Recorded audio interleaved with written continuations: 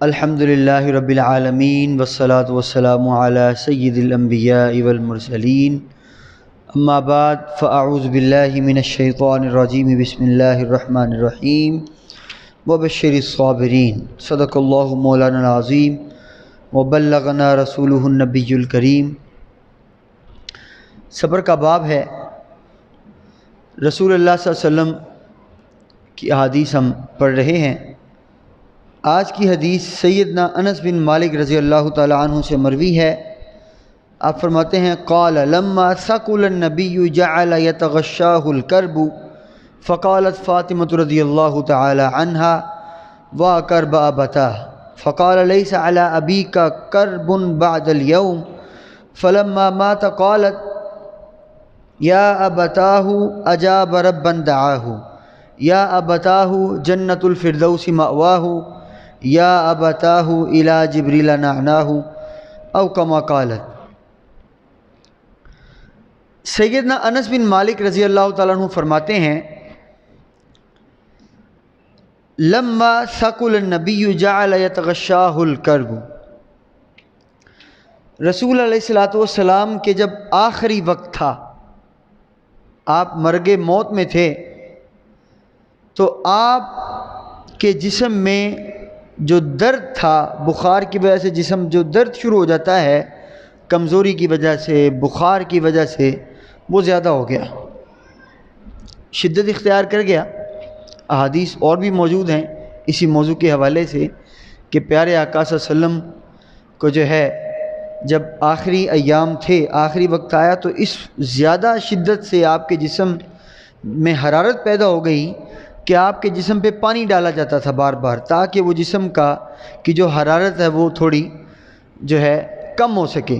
اسی لیے آپ دیکھتے ہیں جب بخار ہوتا ہے تیز تو ڈاکٹر کیا کہتے ہیں کہ جسم پہ ٹھنڈے پانی کی پٹیاں کریں، یا ماتھے پہ، جسم پہ، جہاں جہاں، تاکہ بخار کی شدت کم ہو سکے۔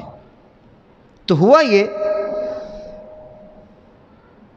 سیدنا انس بن مالک فرماتے ہیں کہ جب رسول اللہ صلی اللہ علیہ وسلم پر بخار شدت اختیار کر گیا، درد زیادہ ہو گیا، تو سیدہ فاطمہ رضی اللہ تعالیٰ عنہ پاس بیٹھی ہیں اور کہنے لگی واہ کربا بتاہو، ہائے میرے بابا کا یہ درد ختم کیوں نہیں ہو رہا۔ بیٹی تھی، باپ کا درد دیکھا نہ گیا، تو آپ کہنے لگیں کہ ہائے میرے بابا کا یہ درد جو ہے ختم نہیں ہو رہا۔ جب آپ نے یہ الفاظ کہے تو میرے آقا علیہ الصلوۃ والسلام فرمانے لگے لیس علی ابیک کرب بعد اليوم، کہ اے فاطمہ پریشان مت ہو، آج کے بعد تیرے باپ کے اوپر کبھی بھی کوئی تکلیف نہیں آئے گی، کبھی بھی کسی درد کا سامنا نہیں کرنا پڑے گا۔ اس کے بعد سیدہ فاطمہ نے کچھ الفاظ کہے۔ جب رسول علیہ الصلوۃ والسلام کی روح پرواز کر گئی، جسم سے نکل کر اگلے جہاں اپنے رب کی طرف چل پڑی، تو سیدہ فاطمہ فرمانے لگی یا ابتاہ اجاب ربا دعاہ، ہائے میرے والد کہ جنہوں نے اپنے رب کی دعوت کو قبول کر لیا۔ موت، آج ہم تفصیل سے ذکر اصل میں یہ کرنا ہے کہ موت ہے کیا۔ ہائے میرے بابا کہ جنہوں نے رب کی دعوت کو قبول کر لیا۔ یا ابتاہ جنت الفردوس مأواہ، ہائے میرے بابا والد کہ جن کا ٹھکانہ جنت الفردوس ہے۔ پھر اگلا جملہ آپ فرماتی ہیں یا ابتاہ الی جبریل نعناہ، ہائے میرے بابا کہ آج ہم جبریل علیہ السلام کو بتائیں گے کہ بھائی جس کی طرف تم وحی لے کر آیا کرتے تھے وہ نہیں رہے، اس دنیا میں موجود نہیں رہے۔ یہ حدیث کے الفاظ ہیں۔ اس حدیث سے کچھ مسائل ذکر کرنا ضروری ہیں۔ سب سے پہلی بات، حدیث اور بھی موجود ہیں کہ جب سرکار پہ نزع کا وقت آتا ہے تو آپ کے جسم میں تکلیف ہوتی ہے، بخار ہوتا ہے، اور جسم میں جو درد ہے وہ شروع ہو جاتا ہے۔ کچھ لوگ اعتراض کرتے ہیں جی یہ کیا بات ہوئی، آپ کہتے ہیں اللہ کے نبی یہ، اللہ کے نبی وہ، اللہ کے نبی وہ، خاص طور پر مستشرقین اور بالخصوص وہ لوگ جو یہ کہتے ہیں کہ نبی بھی ہماری طرح ایک بشر ہیں، اور ہم میں اور ان میں کوئی فرق نہیں ہے، ان لوگوں کا بھی یہ اعتراض ہے کہ نبی تھے لیکن جسم میں درد شروع ہو گیا، یہ کیا بات ہے؟ نبی کی موت تو بڑی اچھی ہوتی ہے، وہ تو اللہ کے محبوب تھے، اور اللہ کے محبوب کی موت تو ایسے نہیں ہوا کرتی ہے۔ معاذ اللہ، بہت لوگ طرح طرح کے اعتراضات کرتے ہیں۔ تو شارحین نے یہاں بڑی اچھی بات لکھی ہے کہ یہ صبر کا باب ہم پڑھ رہے ہیں۔ میرے آقا علیہ الصلوۃ والسلام دونوں جہانوں کے نبی، صرف ایک مدینہ والوں کے نہیں ہیں، مکہ والوں کے نہیں ہیں، عرب والوں کے، عجم والوں کے نہیں ہیں، قیامت تک جب تک انسانیت ہے آپ نبی بن کے آئے، نبی برحق ہیں، اور ہمارے لیے اللہ نے آپ کو کیا فرمایا؟ اسوۃ حسنہ، کہ رسول اللہ صلی اللہ علیہ وسلم کی ذات ہمارے لیے زندگی گزارنے کا بہترین نمونہ ہے۔ اگر کوئی شخص چاہے کہ وہ بہترین زندگی گزارے تو میرے نبی کی اتباع شروع کر دے۔ تو شارحین نے لکھا ہے کہ رسول اللہ صلی اللہ علیہ وسلم پر اس طرح کی تکلیف کا طاری ہونا یہ آپ کے صبر کی انتہا تھی۔ یعنی کوئی یہ نہ کہہ سکے کہ آج میرے پہ برے حالات آ گئے ہیں، جسم میں درد شروع ہو گیا ہے، یہ ہو گیا ہے، وہ ہو گیا ہے، تو جب ایسا درد شروع ہو جائے تو پھر کیا کرنا چاہیے؟ تو میرے نبی نے آپ کو وہ درد سہ کر بتا دیا کہ اگر درد بھی آ جائے نا تو تم نے صبر ہی کرنا جس طرح میں کر رہا ہوں۔ میں اللہ کا نبی ہو کر صبر کر رہا ہوں۔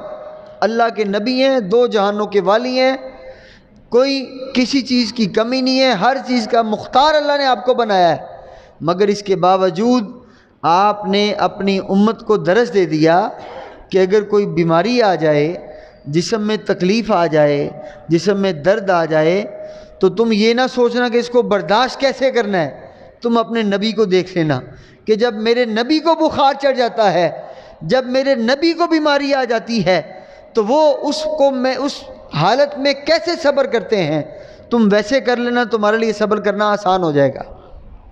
گرمیوں کا موسم ہے نا، ابھی گزرا پھر تو الحمدللہ ختم ہونے لگا ہے، تو اکثر جب ہم سفر کرتے ہیں راستے میں یا کبھی لائٹ چلی جاتی ہے، گرمی سے بے حال ہو جاتے ہیں اور نہ جانے ہم کیا کیا کہہ دیتے ہیں اس گرمی کے عالم میں۔ صرف چھوٹی سی چیز اگر انسان سوچ لے تو میرا نہیں خیال کہ کبھی انسان شکوہ کرے یا شکایت کرے۔ مصیبت ہے نا، گرمی ایک مصیبت ہے، غربت ایک مصیبت ہے، تنگ دستی ایک مصیبت ہے، مشکل وقت کوئی بھی مشکل آ جائے انسان کے لیے ایک مصیبت تو ہے، آزمائش تو ہے۔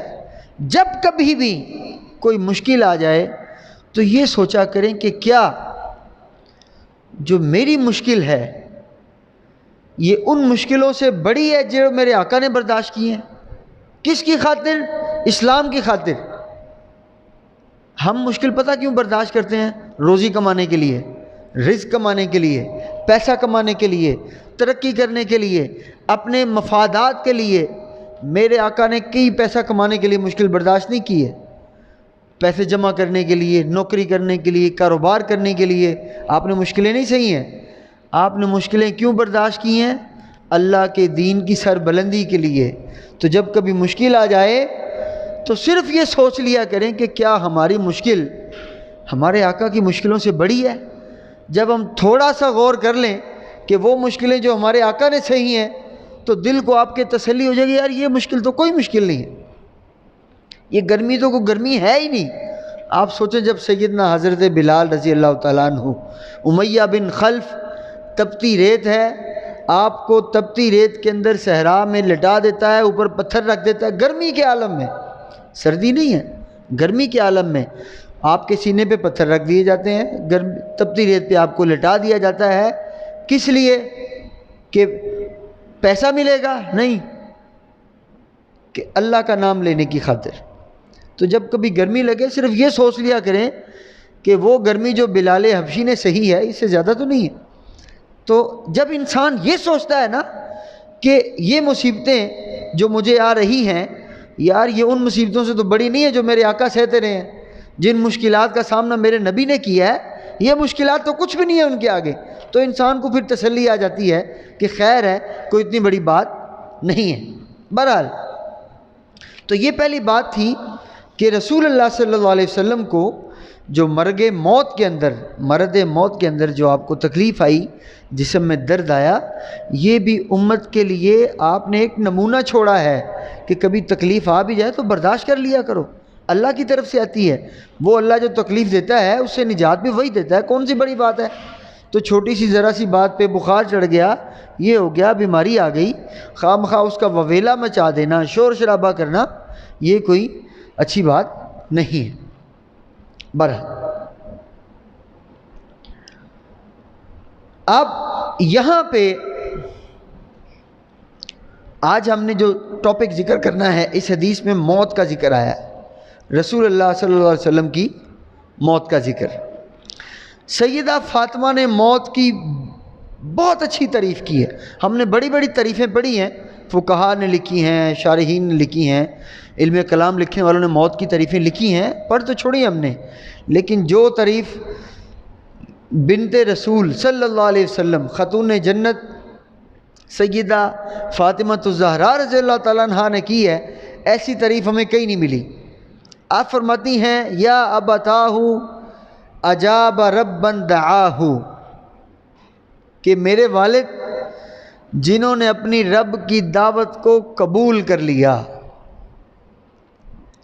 آئی تو موت ہے، تو سیدہ فاطمہ فرماتی ہیں کہ جس کو تم موت ایک ایسا نظریہ ہے، ایک ایسا فلسفہ ہے، اگر آپ کو موت کی حقیقت سمجھ آ جائے، آج ہم وہی بیان کریں گے، تو یہ سارے بڑے بڑے مسائل آپ کے یہ چٹکی میں حل ہو جاتے ہیں۔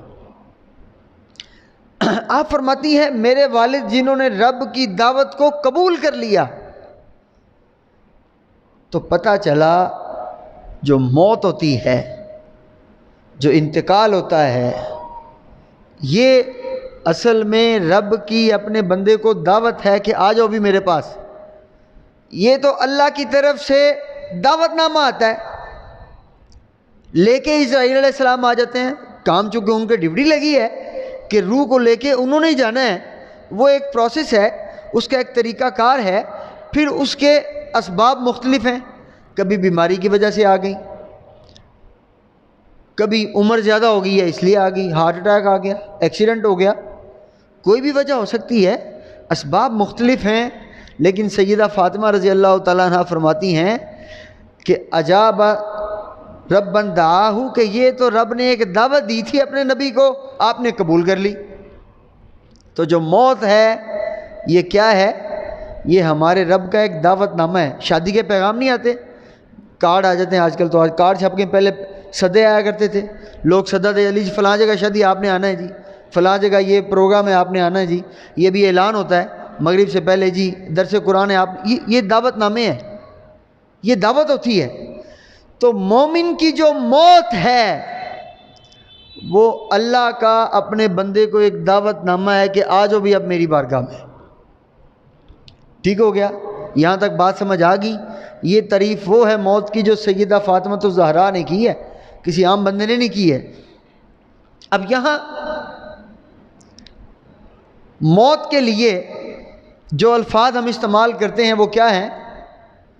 وفات ہے ایک لفظ، وفات پا گیا فلاں شخص، ایک لفظ ہے فوت ہو جانا، فلاں شخص فوت ہو گیا جی، دو لفظ ہو گئے۔ تیسرا لفظ ہم کہتے ہیں فلاں شخص انتقال کر گیا، تین لفظ ہو گئے۔ چوتھا لفظ ہم کیا استعمال کرتے ہیں کہ فلاں شخص کا وصال ہو گیا، یہ چار لفظ ہو گئے۔ اور پانچواں لفظ عام طور پہ ہم کہتے ہیں جی فلاں بندہ سچے جہان چلا گیا، فلاں بندہ سچے جہان چلا گیا، یہی پانچ لفظ ہم عام طور پہ استعمال کرتے ہیں ہم اپنے اس معاشرے میں۔ اور عرب میں بھی موت ہوتا ہے یا وفات ہوتا ہے یا توفیہ کہ وہ فوت ہو گیا، وہ مطلب وہ وفات سے وہ بھی نکلا ہے۔ ان الفاظ کو اگر آپ سمجھ لیں تو ہمارے لیے بہت سی چیزیں سمجھنا آسان ہو جائیں گی۔ پہلی چیز ہے کہ فلاں شخص فوت ہو گیا، فات یفوت فوتن کا مطلب ہوتا ہے غائب ہو جانا۔ ایک چیز ہمارے سامنے ہے، وہ نظروں سے اوجھل ہو گئے، ہم کہیں گے فات فلان، وہ غائب ہو گیا۔ یہ پہلا لفظ ہے کہ موت کسے کہتے ہیں؟ انسان کے غائب ہو جانے کو موت کہہ دیا جاتا ہے۔ دوسرا لفظ کیا ہے؟ انتقال ہو گیا۔ انتقال ہوتا ہے ایک جگہ سے دوسری جگہ سے منتقل ہو جانا۔ مثلا ہم جب اپنا گھر ایک جگہ سے دوسری جگہ بنا لیتے ہیں اور پیچھے سے کوئی ہمارے پاس آ جائے، جی فلاں جگہ سے ملنا ہے، وہ کہتے ہیں یار وہ شخص تو منتقل ہو گیا ہے، کسی اور شہر میں چلا گیا۔ ہم ابھی رکھا والے میں بیٹھے ہیں، ہم اگر قصور چلے جائیں تو ہم کہیں گے یار وہ شخص ابھی قصور منتقل ہو گیا ہے، اس کا انتقال ہو گیا یہاں سے۔ سرکاری ملازمین ہوتے ہیں نا تو ان کے انتقال ہوتے رہتے ہیں، جسے ہم ٹرانسفر کہتے رہتے ہیں۔ انگلش میں اس کو ٹرانسفر کہا جاتا ہے، اردو میں ہمارے ہاں اس کو انتقال کہا جاتا ہے کہ یار ایک شخص کا اس دفتر سے دوسرے دفتر میں انتقال، ایک محکمے سے دوسرے محکمے میں اس کا انتقال ہو گیا ہے۔ اچھا، اب تیسرا لفظ جو ہم یوز کرتے ہیں وصال۔ وصال کہتے ہیں مل جانا۔ ایک شخص دوسرے سے جا ملا، اسے کہتے ہیں ان کا وصل ہو گیا، وہ مل گئے آپس میں۔ واصل یواصل مواصلۃ و وصالا، آپس میں مل جانا۔ تو پتہ چلا، اچھا چوتھا ہم کیا کہتے ہیں؟ اپنے رب کے پاس چلا گیا۔ تو ان تمام معانی سے پتہ چلا کہ موت کہتے ہیں انسان کا اپنے رب سے مل جانا، یہی مطلب بنتا ہے نا۔ وصال کا مطلب ہے کہ بندہ اپنے رب سے جا ملا۔ انتقال کا مطلب ہے کہ اس کا ایک جہاں سے دوسرے جہاں میں منتقل ہو گیا۔ وفات یا فوت کا مطلب ہے کہ وہ ہماری آنکھوں سے غائب ہو گیا ہے، لیکن کہیں نہ کہیں موجود ہے، ضرور ہے۔ یہ سارے معانی کو پڑھ لینے کے بعد اب جو چیز ہمیں سمجھ آ گئی وہ یہ ہے کہ انسان کی جو موت ہوتی ہے وہ ایک جگہ سے دوسری جگہ سے انتقال تو ہے، وہ ایک سفر تو ہے، وہ ایک جگہ سے دوسرے جہاں میں سفر تو کر گیا، لیکن کسی بھی انسان کو یہ سمجھ لینا کہ یہ تو مردہ ہو چکا ہے، یہ بات درست نہیں ہے۔ کوئی بھی انسان مرنے کے بعد مردہ نہیں ہوتا ہے، یاد رکھ لیں، یہ عقیدے کی بات سمجھنے والی بہت ضروری ہے۔ غزوہ بدر ہوا نا، کافر مارے گئے، اللہ نے فتح عطا کر دی۔ رسول اللہ صلی اللہ علیہ وسلم نے حکم دیا جتنے کافروں کی لاشیں ہیں، گڑھا کھودا ہوا تھا، سب میں پھینک دو۔ ساری لاشوں کو اٹھا کر وہاں گڑھے میں پھینک دیا۔ جب گڑھوں میں پھینک چکے تو آپ فرمانے لگے اے فلاں فلاں، اس میں ابو جہل بھی تھا اور بھی جو تھے، کہ کیا ہم نے تو اپنے رب کے وعدے کو سچا پا لیا، کیا تم نے بھی اپنے وعدے کو، رب کے وعدے کو سچا پا لیا؟ صحابہ نے عرض کی یا رسول اللہ وہ تو مر چکے ہیں، چونکہ ان کو بھی یہی پتا تھا ابھی تک کہ موت کا مطلب یہی ہے کہ انسان بالکل مردہ ہو گیا، بے جان ہو گیا، دنیا والوں سے اس کا کوئی تعلق نہیں رہا۔ پیارے آقا فرمانے لگے کہ یہ لوگ تم سے زیادہ سنتے ہیں، اتنا تم بھی نہیں سن رہے جتنا یہ سن رہے، وہ تو مر چکے۔ تو پتہ چلا کہ جو موت ہوتی ہے یہ صرف ایک پروسیس ہے، ایک طریقہ کار ہے انسان کے اس جہاں سے اس جہاں میں جانے کا۔ یعنی اب ایسا تو نہیں ہو سکتا نا کہ میں اچھا بھلا بیٹھا ہوں اور آسمان کی طرف اڑنا شروع کر دیا، یہ تو کوئی طریقہ نہیں۔ رب نے ایک طریقہ بنایا ہے، ایک پروٹوکول ہے انسان کا نا، اس جہاں سے اس جہاں میں جانے کا ایک پروٹوکول ہے، ایک طریقہ کار ہے کہ انسان کی پہلے روح نکلے گی، انسان کو نہلایا جائے گا، صاف ستھرے کفن میں پہنایا جائے گا، پھر اللہ کے سپرد اس کو قبر میں ڈال کر کیا جائے گا۔ یہ ایک طریقہ کار ہے، لیکن اس کا ہرگز یہ مطلب نہیں ہے کہ انسان اب مردہ ہو گیا، انسان کسی کو جانتا بھی نہیں ہے یا کسی سے اس کا تعلق باقی نہیں رہا۔ مثلا اگر انسان مردہ ہو گیا تو جو قبر میں ہم نے بڑے بڑے علماء کو سنا ہے، خاص طور پہ وہ علماء جو اولیاء کے کہتے ہیں یہ مردہ ہو گئے، استغفر اللہ نعوذ باللہ، وہ مردہ ہو گئے، مر کے مٹی ہو گئے، اور بدبخت ایسے لوگ جو اللہ کے نبی کے بارے میں ایسے الفاظ کہہ دیتے ہیں کہ اللہ کے نبی کے یا رسول اللہ کہنا شرک ہو گیا، اللہ کے نبی کو پکارنا شرک ہو گیا، اصالہ ثواب کرنا شرک ہو گیا۔ یہ جو ہم محافل مناتے ہیں نا، پھر آخر میں اصالہ ثواب کرتے ہیں، یا اللہ اس محفل پاک کا اصالہ ثواب ہم کرتے ہیں اللہ کے نبی کی روح کو، اولیاء کو، صالحین کو، ہمارے بڑے آباء و اجداد سب کو۔ نہ کرو جی، وہ تو مردے ہو گئے۔ اگر وہ مردے ہوتے تو وہ مولوی حضرات جو آپ کو بڑے دھڑلے سے یہ حدیثیں سناتے ہیں قبر میں عذاب ہوگا، سانپ آ جائے گا، بچھو آ جائے گا، یہ ہو جائے گا، وہ ہو جائے گا، وہ مردے کو کسی نے خاک کچھ کہنا؟ وہ تو مردہ ہے۔ اگر انسان کی جسم میں جان نہیں ہوگی تو عذاب کس کو ہوگا پھر؟ مردے کو؟ مردے کو عذاب تو ہو ہی نہیں سکتا، یہ لکڑی بے جان ہے نا، اس کو جتنا مرضی مارتے جاؤ تکلیف ہوگی نہیں ہوگی؟ یہ دیوار ہے بے جان ہے، جتنا مرضی مارو اس کو تکلیف ہوگی نہیں ہوگی؟ اس پہ لا کے بچھو چھوڑ دو لکڑی کے اوپر، اس کو کیا بے جان ہے وہ؟ تکلیف اس کو ہوتی ہے جس میں جان ہوتی ہے، عذاب اس کو ہوتا ہے جس کو جان ہوتی ہے، جس میں جان ہی نہیں ہے اس کو عذاب کیا ہوگا؟ یہ فلسفہ سمجھ آ گیا آپ کو؟ یعنی وہ مولوی حضرات جو بڑے اونچی اونچی آپ کو یہ حدیث سناتے ہیں اوہو قبر میں عذاب ہو جائے گا، بچھو آ جائیں گے، یہ آ جائے گا، وہ آ جائے گا، خدا کے بندے عذاب اس کو ہوتا ہے جس میں جان ہوتی ہے۔ درد کس کو محسوس ہوتا ہے؟ جس میں آپ نے کئی ایسے مریض ہوں گے جن بیچاروں کو فالج ہو جاتا ہے، کوئی ایک آدھا جسم کا عضو جو ہے وہ بے جان ہو جاتا ہے، ہاتھ بے جان ہو گیا، بازو بے جان ہو گیا، ٹانگ بے، تو اس کو ٹچ کرو گے اس کو محسوس ہی نہیں ہوگا، کہے گا نہیں یار مجھے کچھ محسوس نہیں ہو رہا۔ کبھی کبھی ہم بیٹھے رہتے ہیں تو ٹانگ سو جاتی ہے نا، وہ جب خون کی روانگی ایک جسم کے عضو میں تھوڑی دیر تک رک جائے تو وہ عام طور پہ بے جان سا ہو، جسم کہتے ہیں یار میرا پاؤں سو گیا ہے، میری ٹانگ سو گئی ہے، وہ اصل ٹانگ سوتی نہیں ہے، خون کی جو روانگی ہے وہ تھوڑی دیر کے لیے چونکہ رک گئی تو وہ جسم کا عضو بے جان ہو گیا۔ فالج بھی یہی ہوتا ہے کہ آپ کے جسم کے اس پٹھے میں خون کی روانگی ختم ہو جاتی تو وہ بے جان ہو جاتا ہے، تو اب اس کو مارتے رہو تو تکلیف نہیں ہوتی ہے، تکلیف اسی جسم کو ہوتی ہے جس میں جان ہوتی ہے۔ تو قبر میں جانے کے بعد اگر انسان مردہ ہے تو وہ جو منکر نکیر سوال پوچھیں گے وہ مردے سے پوچھیں گے؟ مردے مطلب ایک مردہ ہو، میں کہوں ہاں بھی کتاب ہے، یہ سپیکر ہے، یہ ڈائی سے میں اسے پوچھتا رہوں، آپ کہیں گے مولوی صاحب عجیب بندے ہو، انہیں جان ہی نہیں ہے کی پوچھن رہے ہو تسی؟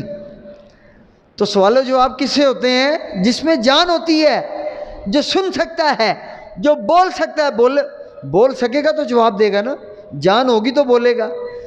تو پتہ یہ چلا کہ جو مردہ جسے ہم مردہ میت کہہ دیتے ہیں وہ صرف آپ کی نظروں میں میت ہے۔ ایسی بہت سی روایات موجود ہیں، کبھی تفصیل سے ہم باب آئے گا اس میں ذکر کریں گے ہم کہ جیسی انسان کی روح نکلتی ہے تو پھر کیا کیا اس کے حالات ہوتے ہیں، انسان کے سفر کو ہم کبھی تفصیل سے ہم ذکر کریں گے، ٹھیک ہے جی۔ تو جو موت ہوتی ہے یہ صرف ایک طریقہ کار ہے، کس بات کا؟ انسان کو اپنے رب کی طرف روانہ کرنے کا۔ کہیں کسی کو ہم نے بھیجنا ہو نا کہیں پہ، اس کی پیکنگ کرتے ہیں، بیگ پیک کر دیا، کپڑے نئے سلوا دیے، پیکنگ جوتے نئے لے دیے، یہ ایک طریقہ کار ہے۔ تو جب کسی کو ہم نے اللہ کی بارگاہ میں روانہ کرنا ہو تو اس کا ایک طریقہ کار ہے، اس کو نہلایا جاتا ہے، خوشبو لگائی جاتی ہے، کفن دفن کیا جاتا ہے، جنازہ پڑھایا جاتا ہے، پھر دعا مانگی جاتی ہے، پھر اللہ کے سپرد کیا جاتا ہے، پھر اس کو دفنا دیا جاتا ہے۔ یہ ایک طریقہ کار ہے، اللہ نے یہ طریقہ دیا ہے ہمیں، ہم اس کے عمل کرتے ہیں۔ مطلب دوسرے مذاہب میں اور طریقے، کوئی کسی کو جلا دیتے ہیں، کوئی کسی کو کیا کر دیتے ہیں، تو سب سے بہترین طریقہ اسلام نے ہمیں جو دیا ہے وہ یہ ہے کہ جیسے انسان کی موت آ جائے، موت کا مطلب کیا ہے کہ جب انسان اپنے رب کی طرف روانہ ہو جائے، جب انسان اپنے رب کی طرف روانہ ہو جائے تو اس کا طریقہ یہ ہے نہلاؤ دہلاؤ، غسل دو، کفن دو، جنازہ پڑھاؤ، اللہ کے سپرد کر دو۔ لیکن انسان کبھی بھی مردہ نہیں ہوتا ہے، یاد رکھ لیں۔ اب جب یہ سمجھ آ گئی کہ انسان کبھی بھی مردہ نہیں ہوتا ہے تو اس کا مطلب یہ ہے کہ اگر ہمیں مدینہ شریف کی حاضری نصیب ہو جائے اور ہم رسول اللہ صلی اللہ علیہ وسلم کے روضے کے سامنے کھڑے ہو جائیں اور وہاں جا کے یہ پڑھیں یا نبی سلام علیکہ، یا رسول سلام علیکہ، تو اس میں کوئی حرج، وہ ہمارے آقا ہماری سلام کو سن بھی رہے ہیں، جواب بھی دے رہے ہیں۔ درود پاک کا باب آئے گا، ہم اس میں یہ حدیث پڑھیں گے انشاءاللہ کہ درود و سلام کیسے پڑھا جاتا ہے، حضور کیسے سنتے ہیں، کیسے جواب دیتے ہیں۔ اسی طرح اولیاء کے مزارات پہ چلے جائیں، وہاں جا کے اولیاء سے دعائیں مانگیں، آپ سے بات چیت کر لیں، آپ سے کچھ مانگ بھی لیں، دینا تو رب نہیں ہے۔ جب انسان بیمار ہوتا ہے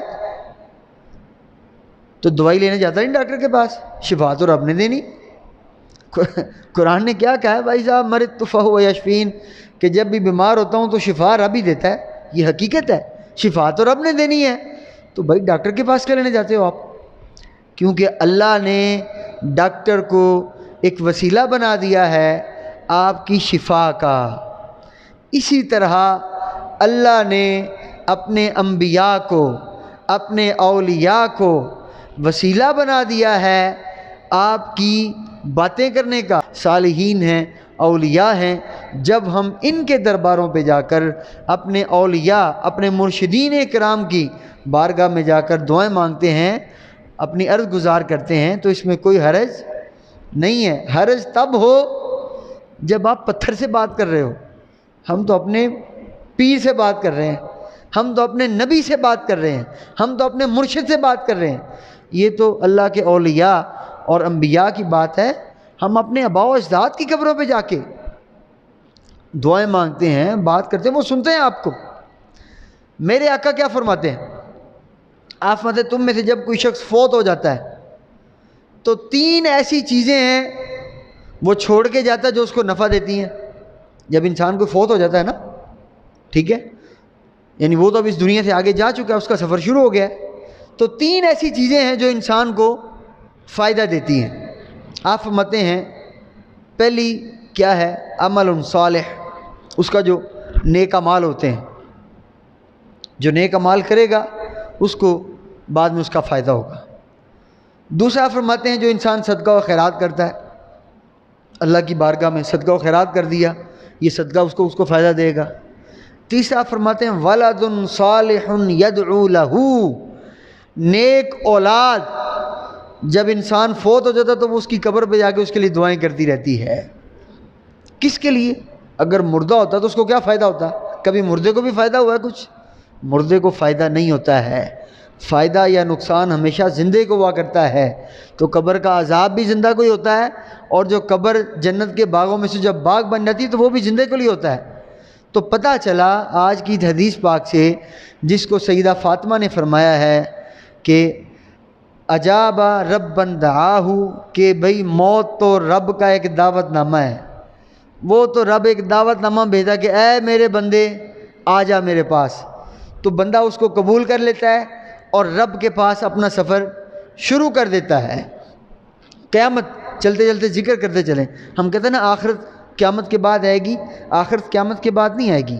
انسان کی جو آخرت ہے وہ تب شروع ہو جاتی ہے جب انسان کا سانس جسم میں نکل جاتا ہے، جیسے روح نکلتی ہے آپ کی آخرت شروع ہو جاتی ہے۔